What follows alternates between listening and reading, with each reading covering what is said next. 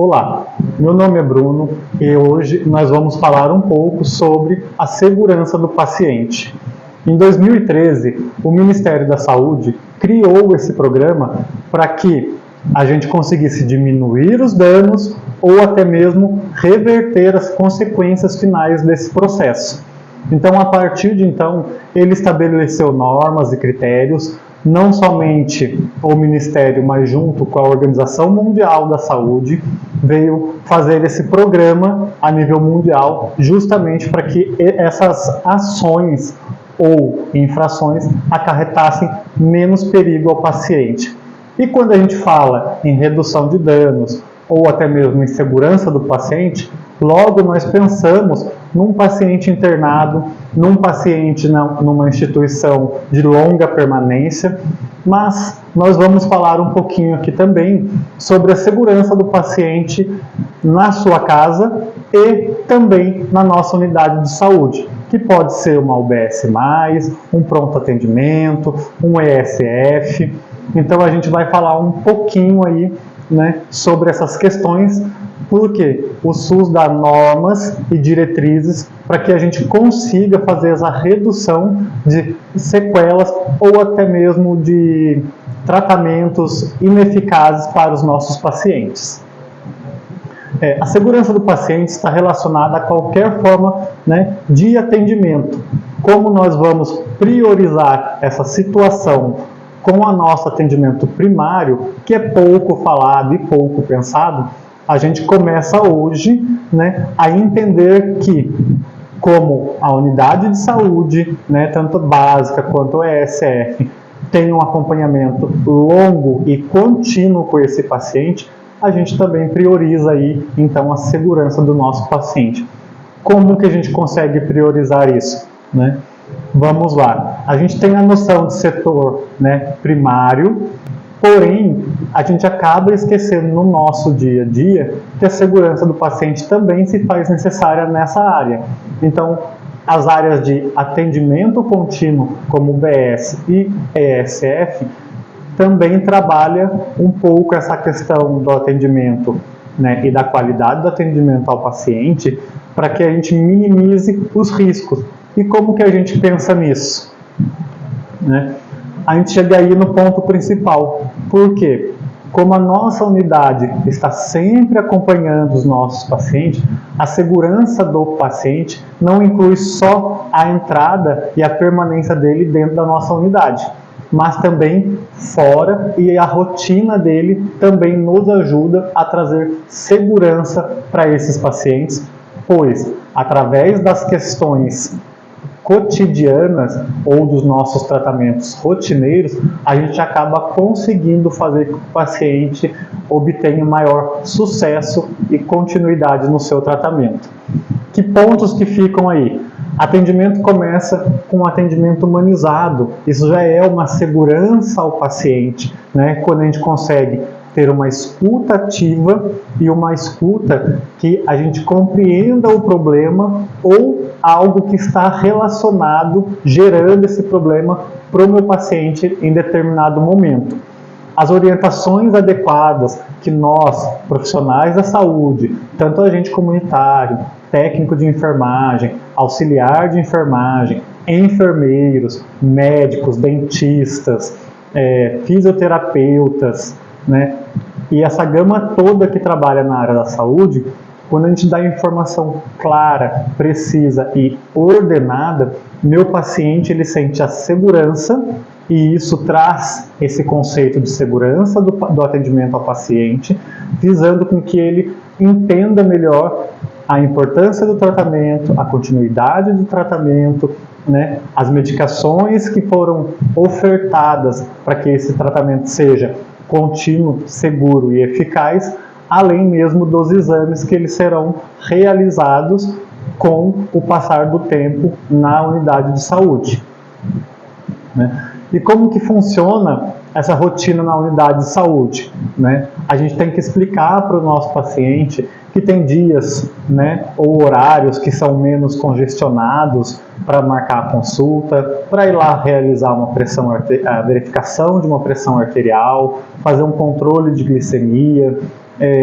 buscar as medicações e até mesmo estar marcando consulta, né? E na hora que ele marca essa consulta, orientar para que ele não perca a consulta marcada, que às vezes pode demorar um pouquinho ou não, mas que quando eu trabalho essa questão com ele, de que é um ato seguro ele ir e dar continuidade a seu tratamento, a gente também faz a segurança do paciente, né? Então, consequentemente, a gente olha para o paciente de uma maneira holística, porque toda vez que falamos em segurança do paciente, né, ou atendimento e segurança do paciente, a gente já pensa logo nas instituições hospitalares ou nos pronto atendimentos, aonde esse meu paciente pode ficar internado algumas horas ou até mesmo vários dias. Então, reforçar, né, as situações e cada processo ou que cada lugar tem um destino certo para atendê-lo numa emergência, por exemplo, né, ele não adianta buscar a unidade porque nós não temos suporte para um atendimento emergencial. Então ele deve, né, ser orientado sempre a procurar essa unidade de pronto atendimento, né, a gente conhece como UPA, como pronto-socorro, como pronto atendimento, porque ali há e existe mecanismos que vão dar suporte maior ao problema enfrentado naquele momento, visando também com que ele retorne para a gente após esse atendimento de emergência ou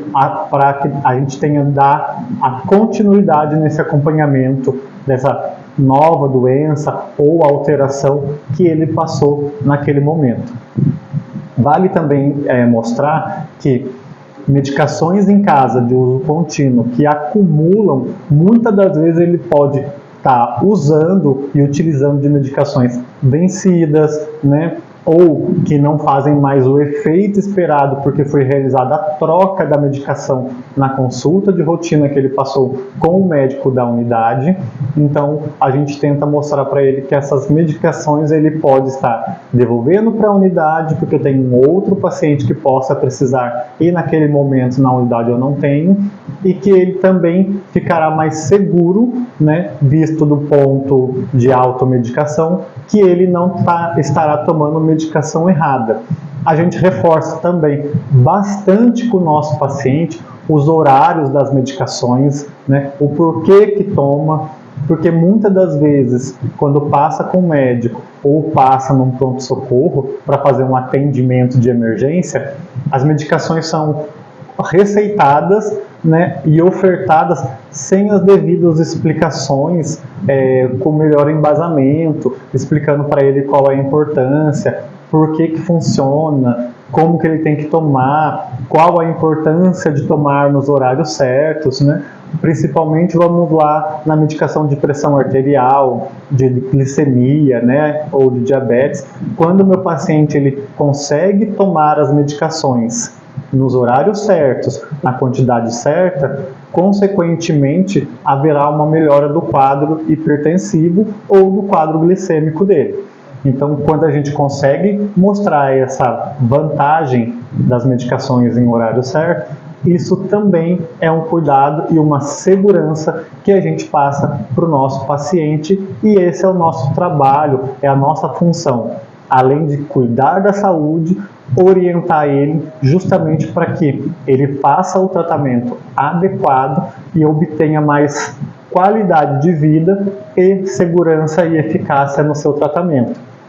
Além disso, fortalece o vínculo, né? A gente que vem da PSF ou de outras estruturas que o vínculo é melhor ou maior mantido, quando passamos informações para o nosso paciente, automaticamente ele consegue entender que ali é um ponto de referência para que ele busque informações sobre tratamentos, né, medicações, acompanhamentos. Então, consequentemente,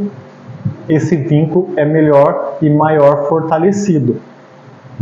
Incentivar o paciente a participar das atividades na nossa atenção primária, que hoje a maioria é ESF, né, facilita essa criação de vínculo, além de dar melhor qualidade de vida e mostrar que existe sim atividades que os meus pacientes possam fazer que tragam prazer para ele, não só para ele quanto para a família, e isso estabelece ou fortalece a conexão tanto familiar quanto coletiva, né, no caso comunidade, como também com a estrutura ESF. Então a gente está sempre enfatizando e passando essas informações para que o meu paciente consiga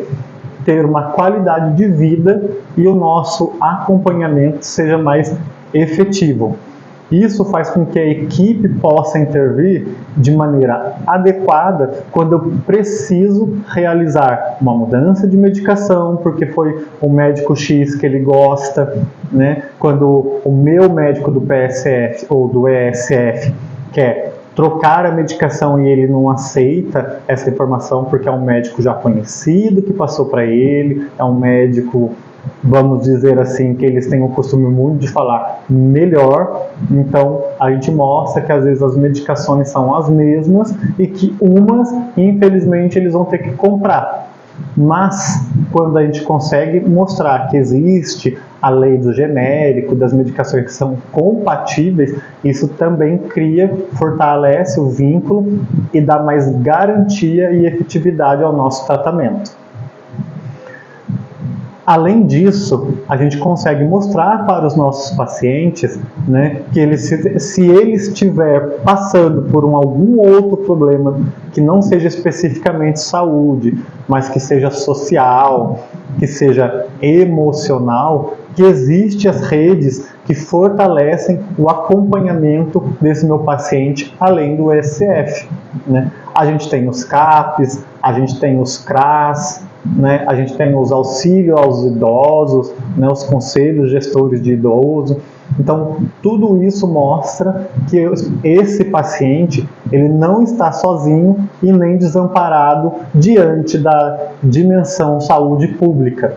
Quando a gente consegue favorecer isso, a gente contempla o paciente por inteiro e, além disso, a gente faz a segurança do nosso paciente. Vale enfatizar aqui que a segurança do paciente, para a gente da estrutura ESF, né, não é somente ele entrar na unidade, passar pelo médico ou pelo dentista ou pelo cardiologista e ser medicado e ir embora. Esse acompanhamento, né, diário, rotineiro, mensal e anual é sim uma forma de segurança do meu paciente, porque eu vou estar analisando se ele usa a medicação correta, se ele faz a dieta necessária, né, explicar para ele a importância disso, a importância da atividade física e também mostrar que dentro da unidade, às vezes a gente também tem essas atividades que trazem o bem-estar, né, não só pessoal, mas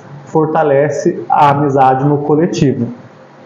Outra situação muito importante que a gente precisa estar trabalhando dentro da estrutura é o vínculo familiar, além de colocar a família como protagonista desses cuidados. Quando a gente fala família, geralmente a gente já pensa no idoso, que tem maior dificuldade às vezes de leitura, de compreensão, né? Mas às vezes eu tenho uma criança que é autista, eu tenho uma criança que tem síndrome de Down, eu tenho uma criança hemofílica, então eu preciso orientar e passar maneiras e cuidados específicos para cada grupo e mostrar que a família também tem que participar para poder fortalecer e a gente conseguir dar uma melhora de vida para esses pacientes.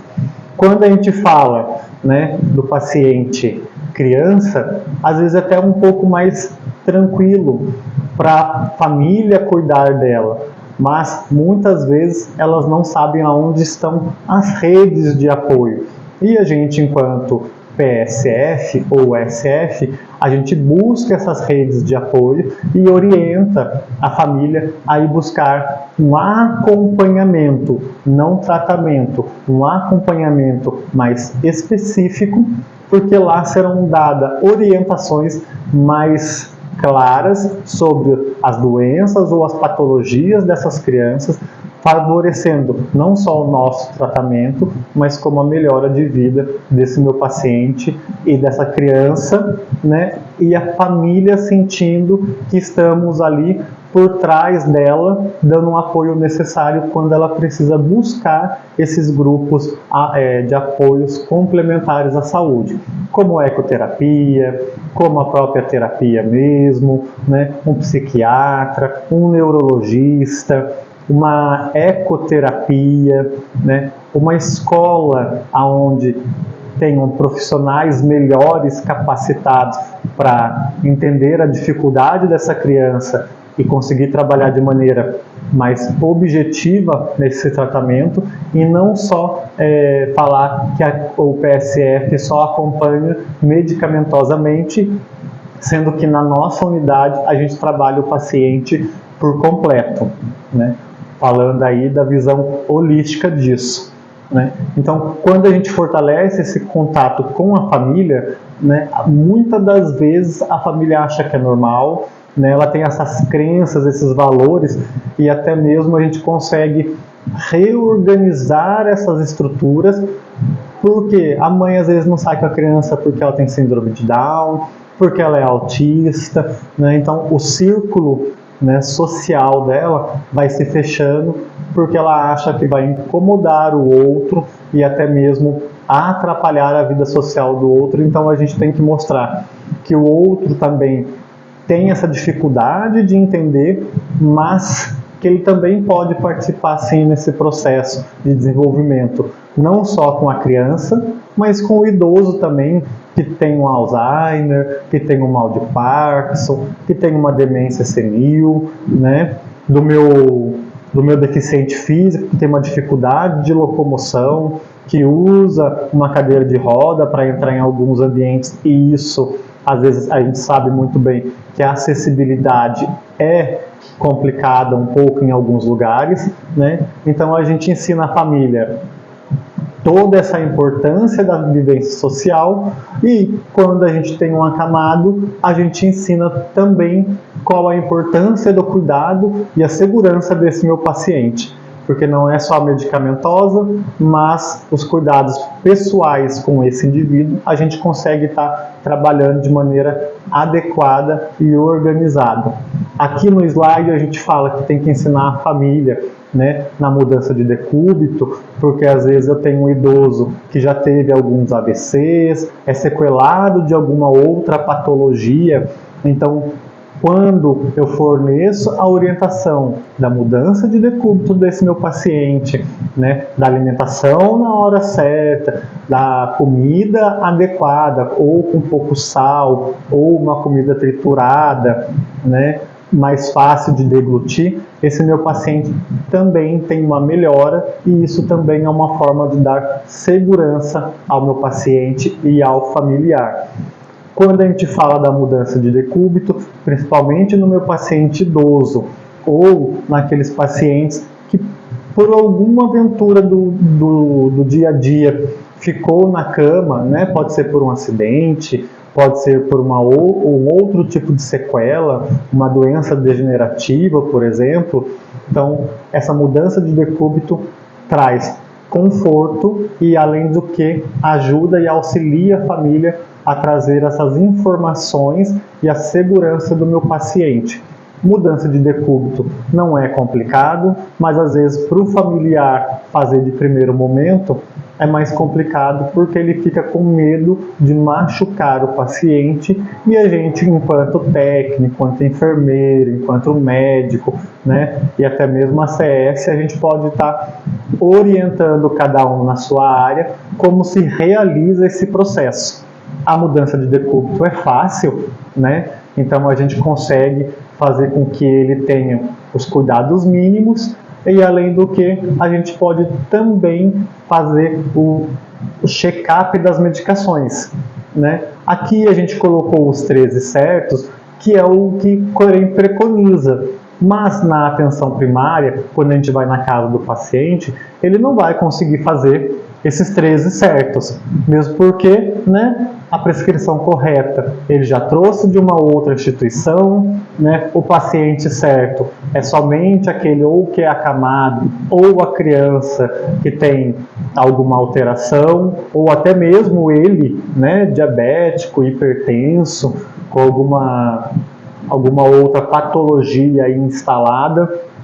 né? Observar a validade da medicação, isso a gente sempre orienta o paciente, e isso é um controle de qualidade e segurança para o paciente, não tomar medicação vencida, né? A gente sabe que as medicações têm prazo de validade e por ficarem muito tempo e irem acumulando às vezes em casa, acaba se dando essas medicações vencidas para o paciente e o efeito esperado não vai acontecer, né? A dose certa, a gente sabe também que eles vão entender e a gente vai fazer com que ele compreenda melhor o que é dose, o que é miligramagem, né? Qual a quantidade necessária, porque algumas medicações vêm em gota e a gente vai ensinar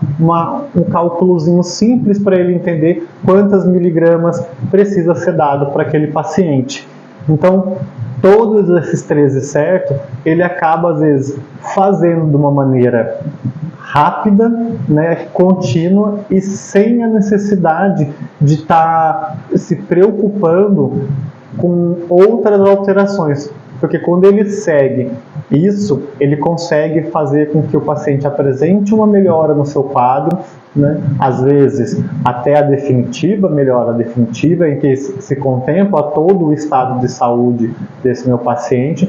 ou a melhora no seu quadro diante da situação em que ele está exposto, um acamado, um AVCzado, né? A gente pode também ensinar essa família ou o responsável pela medicação a fazer o registro certo, né? Mas por que eu tenho que ensinar o registro certo? Para ele saber e quando ele precisar passar no médico, não é um prontuário, mas ele ter uma relação de como andou o paciente, se comeu bem, se conseguiu tomar banho, se teve que dar banho no leito, se ele apresentou, né, eliminações vesicais em excesso ou não, se a medicação faz mais efeito ou não em certos horários, e isso ajuda o médico a trabalhar com a medicação e as suas dosagens. No próximo slide, a gente vai mostrar aonde as principais alterações, ou seja, as principais lesões nesses meus pacientes, né? Justamente porque ele fica acamado e muitas das vezes não há essa mudança de decúbito, né? Então é mais comum no sacro, no isquio, cotovelo, no ombro, a escápula, né? Na região occipital, né? No calcâneo, no hálux do meu paciente, porque assim, são regiões onde há uma fricção intensa da estrutura óssea com a pele e a musculatura que está sendo recoberta ali naquele osso, e às vezes a gente não percebe, né, nem o familiar percebe que está tendo essa lesão, porque como começa com uma pequena vermelhidão, meu paciente ou acompanhante acha, né, que pode ser alguma outra alteração, e a gente na visita, né, na inspeção de rotina desse meu paciente acamado, a gente orienta a família justamente a fazer as mudanças de decúbito, porque aquilo ali é uma lesão que pode, né, daqui 3, 4, 5 dias abrir uma ferida e complicar ainda mais o estado do paciente e, consequentemente, dos cuidados que essa família também vai ter que ter com ele, porque a gente vai mostrar que vai ser um cuidado maior, porque vai ter mais ações a serem feitas, né? Curativos, trocas, né? Deu banho, se ele é paciente ainda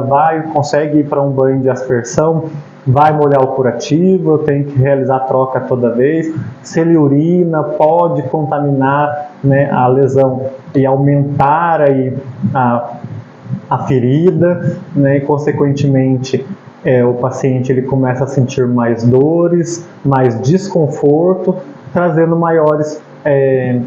cuidados para essa família que muitas das vezes não dispõe de alguém específico para cuidar desse paciente, né? Às vezes é uma filha, um filho, a nora, um irmão, um vizinho que vem ajudar, e a gente sabe que a maioria tem seus compromissos e muitas das vezes ajuda conforme pode ou na hora em que ele pode. E esse meu paciente, ele precisa de cuidados mais específicos, e a gente do PSF ou SF, a gente traz essa segurança para o paciente, né? Não importa se é só medicação, se é orientação, mas quando a gente consegue fazer a família entender que esses processos e essa dinâmica do cuidado é uma forma de trazer segurança para o meu paciente. Aqui a gente tem um reloginho indicando os horários, né, da mudança, porque como a gente sabe que é de 2 em 2 horas, a gente pode levar esse reloginho impresso ou WhatsApp, que hoje em dia é muito utilizado, e mostrar para a família que a cada 2 horas eu preciso estar mudando o meu paciente de decúbito, né, de lado ou de posição, justamente para que esse processo de fricção entre osso e estrutura tegumentar não faça a lesão nele, consequentemente diminuindo os riscos, aumentando a segurança do meu paciente e diminuindo o trabalho que essa família tem em cuidar dele, né? Então, consequentemente, a gente consegue trazer a segurança do paciente, às vezes com pequenas informações, e não só ficar pensando em informações grandes ou nas grandes instituições como os pronto-socorros e as UPAs da vida. A gente consegue, dentro da atenção primária, estabelecer esse socorro e esse cuidado aí extra, tá bom? Vamos ficando por aqui. Muito obrigado. Até a próxima.